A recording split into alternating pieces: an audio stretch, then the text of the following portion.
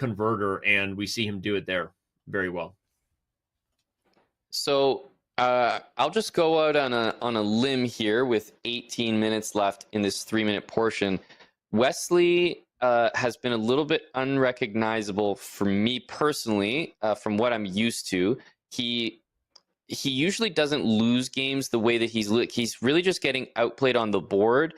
So I think actually if he's going to win, it's going to be in like a fashion that he's not used to, because what he's bringing right now is not going to be good enough. He might need to do some dirty flagging. It might need to happen in the bullet portion, because the blitz games, I have just felt, even though it's only a slight lead for Vincent right now, I've just felt that the level on the board has been remarkably in Vincent's favor. You felt it. I've seen it. I agree with you. It is not there for Wesley right now. So whether it's dirty flagging or a complete changing of the approach, right? You start going full Hikaru and playing B3 and G3. I don't know what you're doing here, right? You got to do something to just get a different type of game against Vincent than what you're getting, because the mainline opening theory, advantage Vincent, right?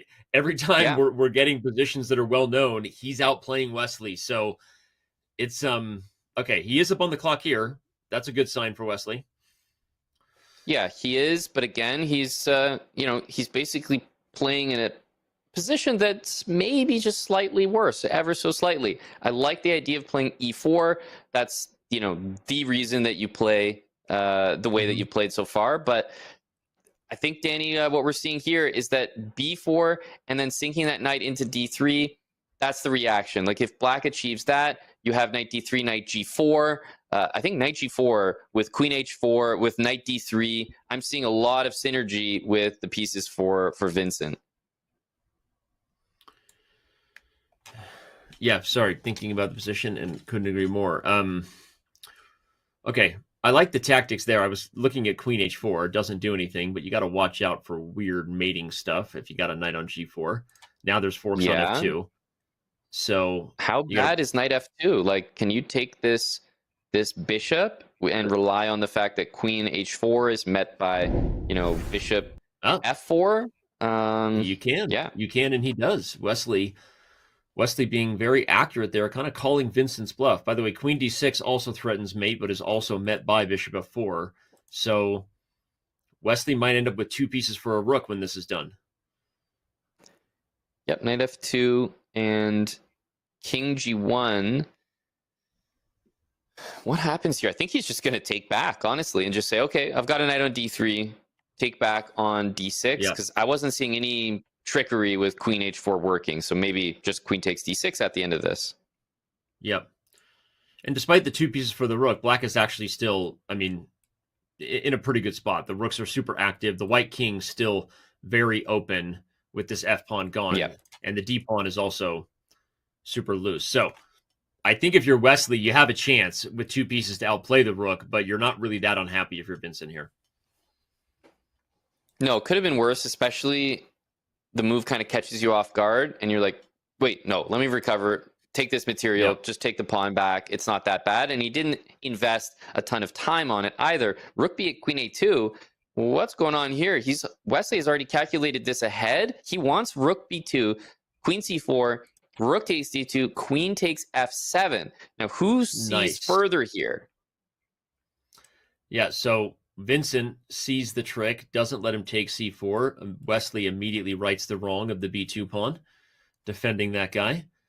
Yeah, I wonder if it was the right idea to take the b2 pawn with the knight that defended the c pawn. And I mean, it's not the move you want to do, Danny, but it did take care of it. It made everything happy. Yep. Yeah, maybe Vincent missed that chance there. Still a very level position, but this is one of those evil eval bars, as I like to say. This is a blunderable spot.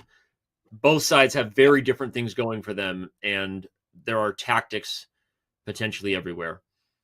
Wow. Okay, this is dangerous. The rooks are dangerous. F7's dangerous. I'm just coloring. I'm just coloring now. Coloring the board. Yeah, H3. I wonder, do you have time for a move like that? My first thought is, does rook e2 work? Because that's just it's just like in the position, Okay. and it allows queen f7. I was still willing to consider it, but I think that's Yeah. enough for Vincent to say, let me play king h8, put the question to my opponent. Yeah. Maybe rook e2 actually does something here, because, okay, I don't know. I got the question, rook e2. Oh, by the way, the computer, that was a blue arrow by the computer, not me. And the whole point is if rook f2, you actually still just take and queen c1. He plays it before I can highlight it. Brilliant. Just Our beautiful. first brilliancy on the Beautiful. board. Yeah, this is Yeah, super smooth from that is a Vincent. really nice calculation. I didn't see that whole thing with rook d2 at the end, because I was thinking about it earlier when it honestly made a little bit more sense, and you probably didn't need that touch at the end. Vincent had seen it so much that he was ready for that.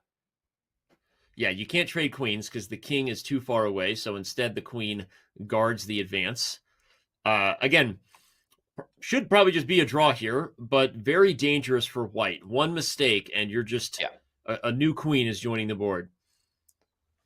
Yep. The material is also level. It's actually a position that you almost feel that your opponent has tricked you and switched the pawns, because the pawns on d3 and d4 are hardly ever arranged like that. Yeah. You walk up, someone's changed the position on the board, forgetting you're a grandmaster. You call them out on it. You've been there a month. Classic, all right. classic. H4. By the way, Wesley trying to set up some sort of perpetual check, everybody. If you got like the pawn to H5, you're trying to be in a spot where maybe black gets a queen, but you have some sort of perpetual check. And Vincent doesn't want any of that. He stops the H pawn from getting any further up the board. Again, you're desperate to bring your king a little bit closer, like king g1, king f2, because the second you do that, you can trade queens all of a sudden.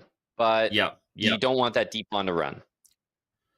Okay, now he's allowing d2. OMG, this is, you better have calculated this well. He's got his eye on h5 and a perpetual check. That's the idea. If queen c2, we have a draw. Queen takes h5 check. He's going to have to probably allow it with time so low, because he hasn't thrived here in the past, but he continues. Will this pay off? Okay. Yeah, in the end, we will have a draw. Okay. Not the worst Not result. the order Not we the worst said. result. Yeah, not the order.